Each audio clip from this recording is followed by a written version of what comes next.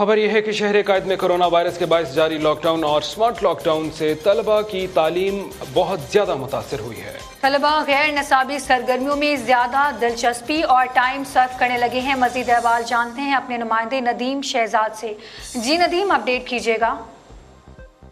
जी, आलमी वबा corona virus के बायस देखा जाए तो मुल्क के अंदर जैसे ही पहला केस कराची के अंदर याहिया नामी नौजवान का आया, उसके बाद से मुकम्मल तौर पर लॉकडाउन कर दिया गया। सबसे पहले जामियात को बंद किया गया, उनके साथ ही स्कूलिंग सिस्टम को भी बंद कर दिया गया, जिसकी तवक्को नहीं की जा रही थी कि तालीमी इदारे भी इस तरह कभी बंद होंगे। लेकिन तालीमी इदारों के बंद होते ही नौजवान जितने तलबा हैं वो गैर नसाबी सरगर्मियों में उनका वक्त जो ज़्यादा सर्फ होने लगा। किसी हद तक वालिदैन भी बच्चों से तंग ज़रूर नज़र आए कि वो घरों में बैठ कर बच्चे भी बेजार हो चुके, ना पार्क खुलें, ना प्ले लैंड खुलें, ना ऐसी तफरी गाहें जितनी भी थी वो भी मुकम्मल तौर पर बंद कर दी गई हैं। अब चूँकि वक्त बहुत ज़्यादा गुजर चुका है, इस हवाले से वज़ीर तालीम जो थे सईद गनी, उनकी जानिब से भी अब मशावरत जारी है कि आने वाले वक्तों के अंदर सबसे पहले जामियात को, हायर एजुकेशन को खोला जाए और उसके साथ ही अगस्त के लास्ट या सितंबर के फर्स्ट वीक के अंदर ये एक मशावरत की जा रही है कि स्कूलिंग निज़ाम को भी बहाल कर दिया गया है। इसके साथ ही तमाम स्कूलिंग सिस्टम के अंदर ऑनलाइन तालीम के निज़ाम को बहाल करने के लिए भी कोशिश की गई, लेकिन चंद स्कूलों के अलावा तमाम तर स्कूलिंग निज़ाम के अंदर ऑनलाइन निज़ाम जो है वो